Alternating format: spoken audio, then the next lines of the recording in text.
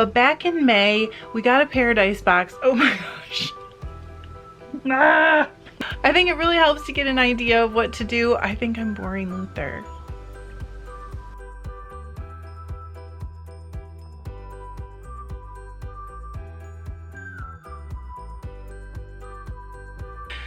Hi, welcome to FiberLoveDiary. I'm Trish if we haven't met, and if we have met, you're probably already subscribed and part of this beautiful Fiber family. If you'd like to join, hit subscribe, hit the notification bell, and you'll see future videos. It is June 2020. Back in May, we got a Paradise box with 6 beautiful and wonderful ounces of Cormo and also some turmeric for natural dyeing. I have literally in my entire dyeing life, which goes back like 13 years, only done natural dyeing once before. It was pretty recent. It was rose madder root. And I was like, I should probably do this. You know, a lot of times I just kind of like march to my own drummer whenever it comes to the boxes that come from Paradise. I love that they put suggestions in. I think it really helps, especially if you're a little bit newer, to give you an idea of what to do, but I don't always do it. This time, I totally did it. But I changed it up a little because I am still me. And I wanted to do like a gradient. The suggestion was to do a gradient, but I wanted to do a 2-ply gradient yarn. So I split the 6 ounces into 2 balls and then I wound them up pretty tight. That was part of the suggestion, but I did it in 2 instead of 1. And then after I did the turmeric, I actually just went ahead and wound them with the turmeric on the inside and then dyed the outside like a kind of deep orangey pinky color. So the gradients would start at the outer ends and come together at white in the middle. In theory, we'll see what happens. I haven't started spinning it yet because I wanted to show it to you guys first. And I will show you the roving at the end. I did want to tell you guys, I did not get a ton of color from it, even though I did follow the process that was suggested, but I think it's because we have hard water. And I actually had the same issue with the rose madder. You could add certain mordants to it to kind of change the color, and that helped me a little with the rose madder, but I did not do that with this, and I didn't get a ton of color. I love what I got, but I didn't get a ton of color, and I think it's because of our hard water. So I think it's good for you guys to know that, because if you also have hard water, you want to get more color from it, you can get the bottled water from the store. So that will help you get more color from it. But I am very happy with what I got. I think it's going to be real cool when it's all spun up. I hope you enjoyed dyeing with me. I love it when you're here to dye with me. Oh, so it's still the same Sunday, and apparently it's going to be tradition that I dye wool when it's flooding in our neighborhood again. So we actually have like a million sandbags out. Hopefully this time we won't have water in the house, but honestly, it's not looking real good right now.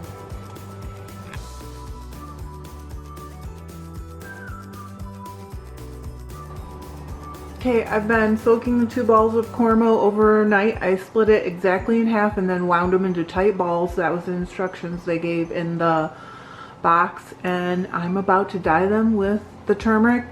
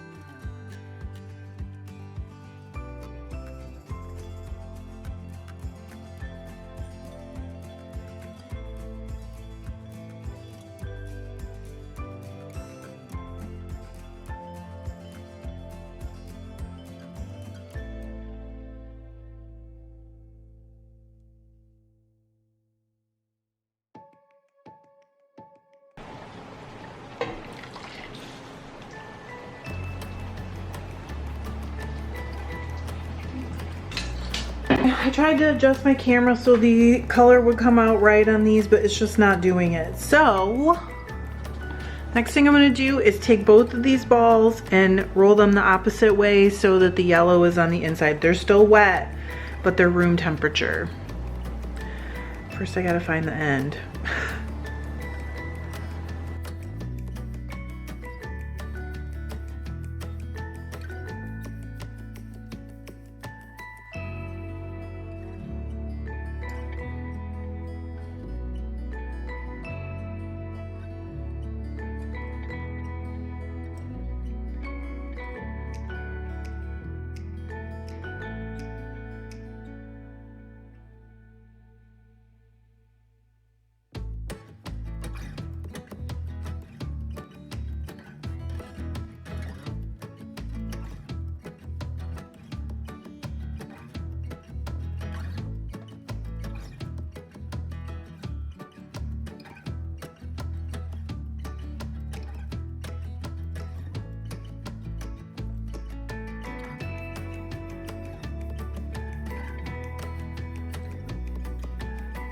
Since this dye is not food safe, I got out my big dye pan and I'm gonna add some vinegar because there was no mordant or acid or anything.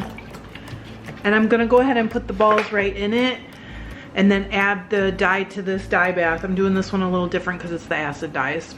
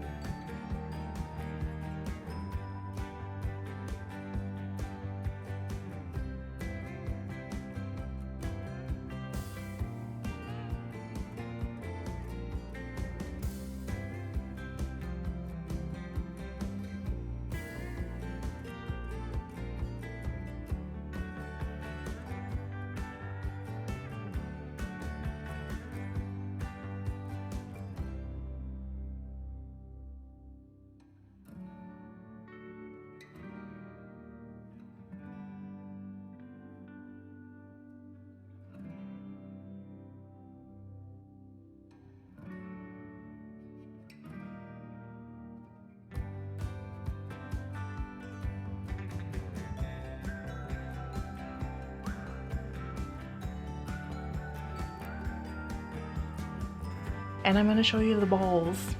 So this is the one with the reddish pinkish on the outside. It's actually a little pinker than it's showing up on my camera.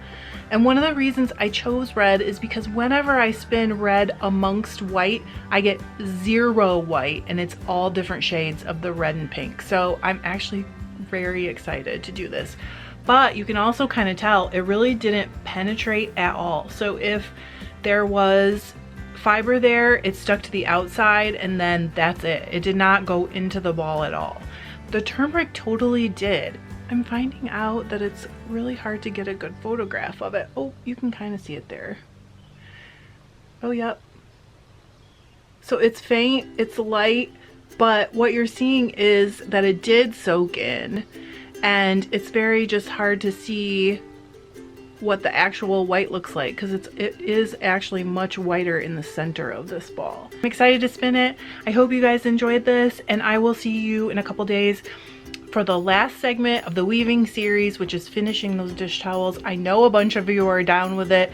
I haven't seen any of your dish towels yet though, so come on, let's get weaving. It's so easy for me to say that, right? My loom is naked right now. But I will see you guys soon. Love you. Bye.